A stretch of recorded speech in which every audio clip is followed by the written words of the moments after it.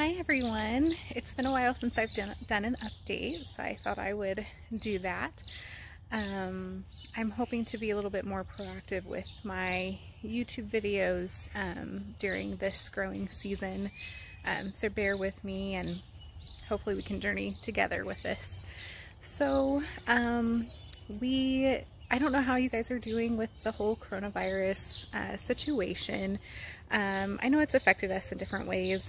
Well, it's affected everybody, but we were supposed to actually go to Hawaii in March, and we were so excited because it was my husband's incentive trip and he qualified for it. So we were excited to go because we went there on our honeymoon almost 13 years ago, and we've always wanted to go back. We wanted to go back on our 10-year anniversary, and it never worked out.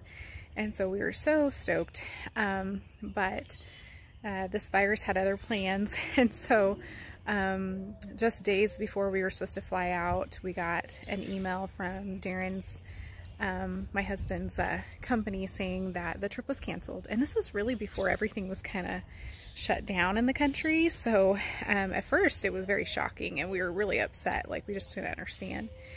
And then a couple days later, everything started shutting down. And we're like, okay, I guess that was a very good move that they decided to do that. Unfortunately, we don't get the trip back, so we won't get to go, but there's always a trip every year, and the next one's in the Bahamas, so we're hoping that he'll make that one. Because we thought we were going to Hawaii, I didn't do any seeds inside because when we were going to be gone for a little over 2 weeks, and I really didn't want to put that on my family to take care of my plants till we got back, because they would have had to try to harden them, and my family doesn't really, they don't really know how to do that, and I just didn't want to, it was just a lot of work and I didn't want to put that on them. And so I don't have any like new exciting things that I started from seed.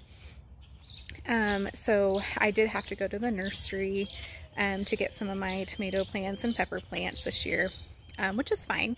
They always have some of my favorite heirlooms, and so that works out. But I really hope next year, even if we do make another trip, I really hope I can try to find a way to start seeds, because I have so many neat tomato varieties that I haven't tried yet, and I really want to try those.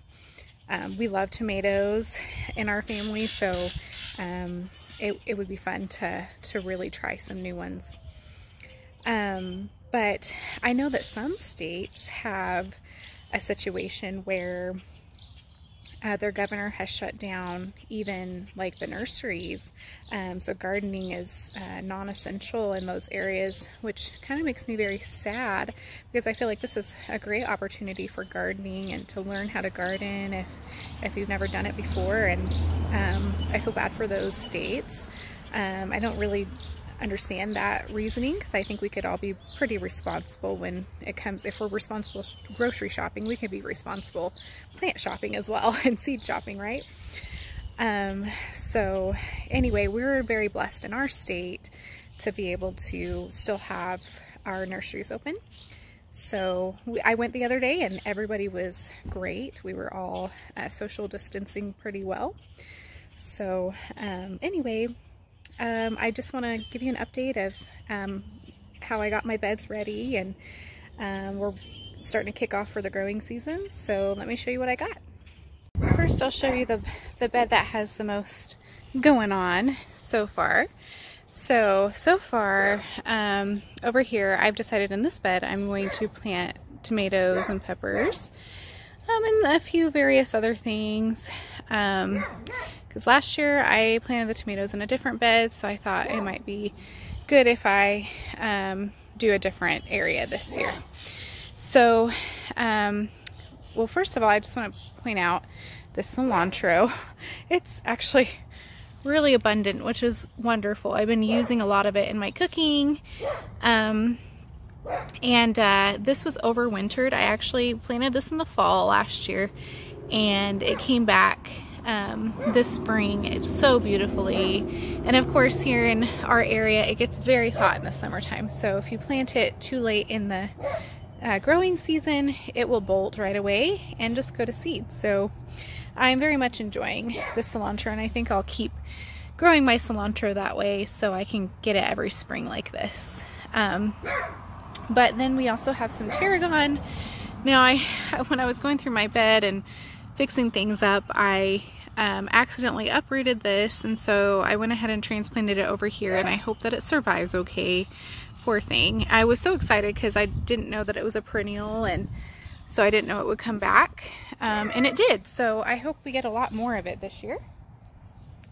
And over here we have the Hill Hardy rosemary that I'm so excited, because in my area most rosemaries you cannot grow. It doesn't come back every year.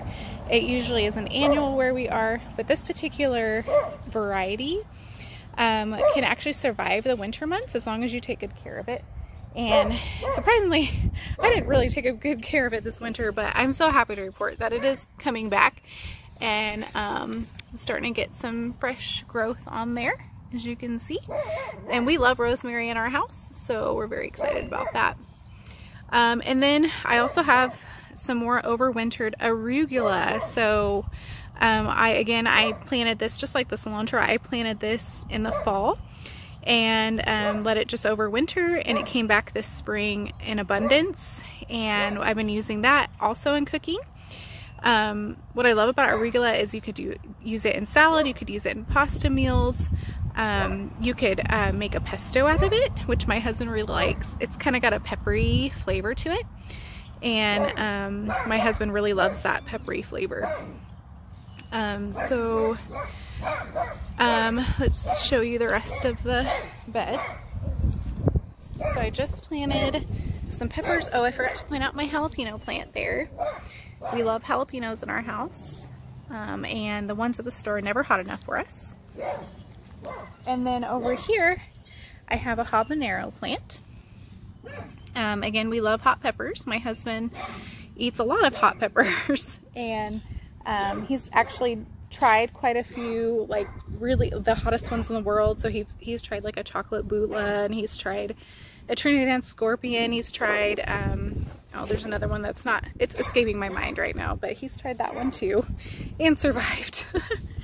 And then I have a Jetstar over here. I have a Cherokee Purple, which is one of our favorites. I have another Cherokee Purple, and I have the Mortgage Lifter, which is one I've never done before. So I'm excited to try this one out and see how big these fruits get, and hopefully it tastes amazing. Then I have a Brandywine Red. We love Brandywine Red, so good. I would put it right up there with the Cherokee Purple in my opinion.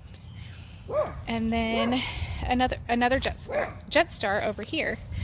And one thing that I love about the Jetstar, and I will plan to put in my garden always, is the fact that my uncle, who is the Midwest gardener, he said that my grandfather always planted Jetstars in his garden. So just so I can have a piece of him in my life, I will always plant those as well. And then I have some thyme that came back from last year. And over here, I have not planted them yet, but I plan to, I'm going to go ahead and do beans and some pole beans, and then it's going to climb up the little trellis here, which is a story. So I'll get to that in one of my updates. And then I will eventually plan to grow some watermelon up this as well, because we've never grown that, and my son loves watermelon, and he's been begging me to grow that. So so that's this bed. This bed has the most going on, like I said. So over here I have some overwintered spinach, which I'm actually going to use in a recipe that I'm making tonight with pasta. I'm going to make orecchiette pasta, which is like, they're called little ears in Italian. And then yeah, I'm going to put that, mix it in with that, and it'll be really delicious. Here's another Hill Hardy rosemary. This one's not as big as the other one, but I'm hoping this year it'll really sprout up big. But it's got some fresh growth on it as well. And then I just planted a new variety I've never tried before. And this one is the Tuscan Blue Rosemary. So I'm excited to see the pretty purple flowers that are going to come off of this rosemary plant. Some more overwintered arugula in this bed. We've been using a lot of that. And I have some overwintered carrots as well. So I've already picked a few of those. And then on this trellis, I haven't planted it yet, but I plan to plant some cucumbers over there to climb up the trellis. And then over here we have our empty bed. So this is all ready for us. I'm going to be planting all kinds of seedlings, or I guess I'm going to be self-sowing seeds in this bed. All kinds of different stuff. So I will do another video on that when I get that going, so that you can know what I'm going to be growing in this bed. So I'm really excited because I'm going to be trying a lot of new stuff in here. So anyway, but that's what I've got so far. I thought this was the cutest. This is my new puppy Pippin, and he can drink out of the watering can. Let's see if he does it for me right now. Pippin, look. Pip. Look, buddy, look. Let's see if he'll do it. I think it's so cute. Good boy. And one more thing I wanted to show you guys, since I am the Catholic gardener, right? A very good friend of mine, she made me a rosary during this whole quarantine, and she makes the most beautiful rosaries. So I wanted to show you this. And she made it with one of my favorite colors. Pink is my absolute favorite color. And she got these really pretty hot pink beads. They kind of look purplish a little bit too. But just to tell you a little bit about it, so Saint Therese, if you're not familiar with her, she's called the Little Flower.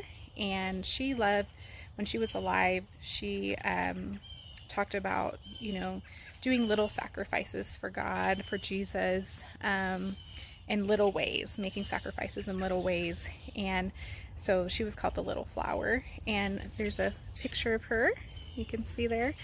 So she made this for me because I commented on one that she made before of Saint Therese, and I loved it. So anyway, she made this for me, and it has really pretty little accent beads to go with the pink ones. And then on the crucifix here, it has on the back it says, Saint Therese, pray for us. And on the front it has the flowers. And then there's a beautiful, pretty little miraculous medal on there attached as well. I thought I'd share that with you guys. I really love it. But anyway, God bless, and it was good to do an update. Take care.